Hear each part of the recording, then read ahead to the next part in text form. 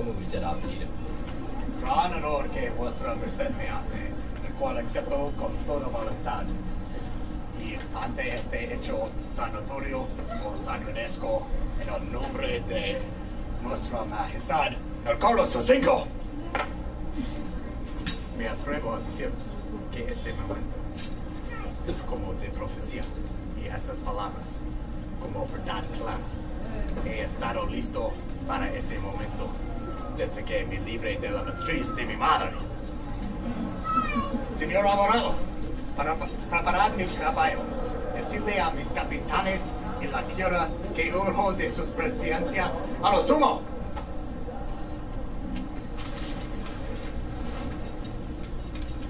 So then the excursion of Tenochtitlan began.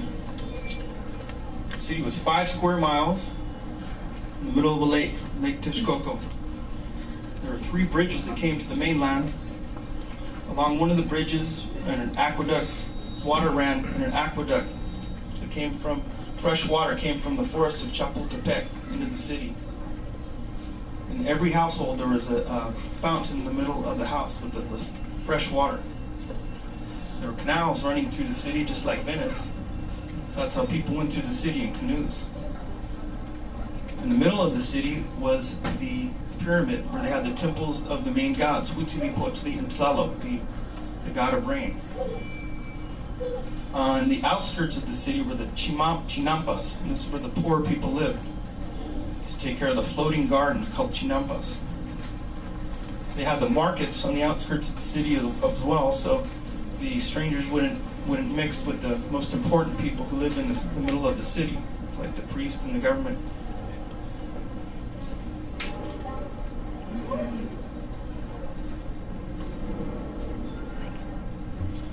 The city was extremely clean. It was swept by 1,000 men every day. All the cities were, every building was totally white and clean. This book was also my master's thesis at San Jose State, which I began when I was going for my bachelor's degree, actually. When a Profesora Zapata, asked me to do a comparison between 2 books, Las Cartas de Relación, which were the 5 letters that Hernán Cortés wrote to the King of Spain during the conquest, to La Verdadera Historia de la Conquista de Nueva España, which is written by one of Cortés' soldiers, Bernal Díaz del Castillo. Quite a few differences between the 2 books. At the beginning, Bernal Díaz del Castillo thought that what he was writing wasn't really valuable because he didn't have a formal education. Was her Cortés to law school. And so he was pretty persuasive in his arguments, but didn't tell the whole truth. In Bernal Díaz del Castillo's version, he talks about the 118 battles that took place to take over Mexico. So I cut that down, otherwise it would just be all violence and blood and guts. So I had to cut that down to a few battles. And Bernal Díaz del Castillo also mentions a very important person, La Malinche, which was Cortés' lover and interpreter. Without her, the conquest wouldn't have happened either. She knew all the indigenous languages, and so she was able to interpret for Cortés and help Cortés make allies. The language of the book is the authentic 16th century Spanish that they spoke, the conquistadors spoke, but when Aztecs were speaking, that didn't seem right. And so I used the modern, most universal type of language that I tried to teach in my class with a few Mexicanisms, like instead of sandalias for sandals, like huaraches. And so that's what you're going to hear in the next scene here, when Cortés is deliberating with his captains over what to do, to go home with the gold now, or stay and try to find more.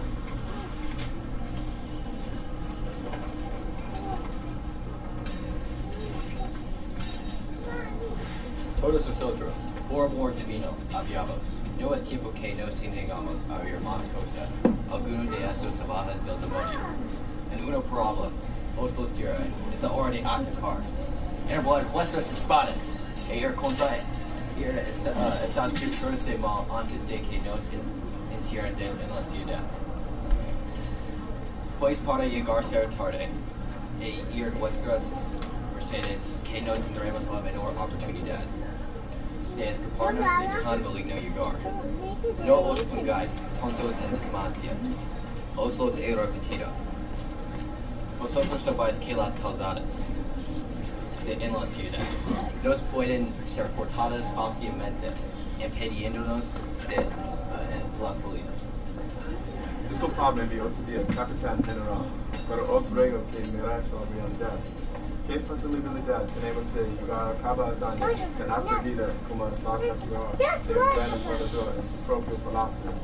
Recordad que Montezuma tiene más de 200 soldados en su guardia que habitan en sus aposentos al lado del sur. ¿Cómo podremos hacer tal cosa sin llamar la atención de ellos? Esto es un suicidio. Propongo regresar a España con el oro que ya encontramos, que todos sabemos que está aquí. ¡Silencio! Os advierto que debáis tener cuidado con las palabras que queráis proferir en el futuro. Os puede causar carne. No sois vos quien vendráis a imposibilitar la gloria de España. Por no ser caballero, ni intentarlo ser. No tenéis el valor de luchar por el señorío de vuestra patria. Intentad todas vuestras mercedes. Todas vuestras mercedes.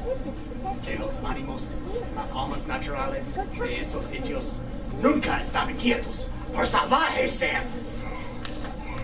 Escúchame bien. Sobre los sitios. Esa razón es muy importante.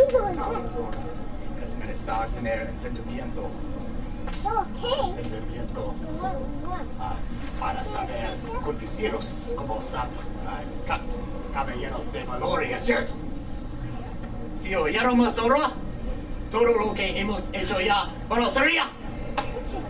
Con todo esto, hago saber a vuestras mercedes que hemos conquistado esta nueva tierra en nombre de Dios y nuestro rey.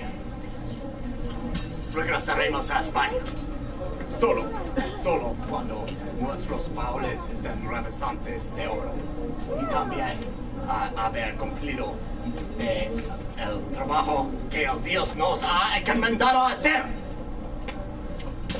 Además, no olvidéis el lealtad que habéis jurado a España. El oro, ¿entiendes?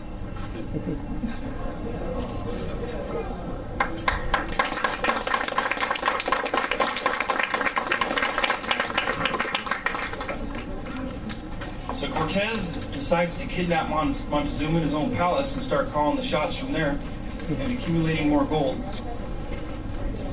And Cortez, who has spies all along the coast, finds out that his enemies have come from Cuba. He promised the governor of Cuba that he would give him 20%, and he decided to cut out the middlemen and start sending the gold directly to Spain. And so the governor of Cuba, he sends his soldiers to the east coast and decides to try to come inland and to attack. But Cortez, like I said, found out about it, and so he decides to go get them before they come to get him. And so in the middle of the night, they start attacking, and that night there were several fireflies out that night. And they had a makeshift rifle at that time, even in 1519.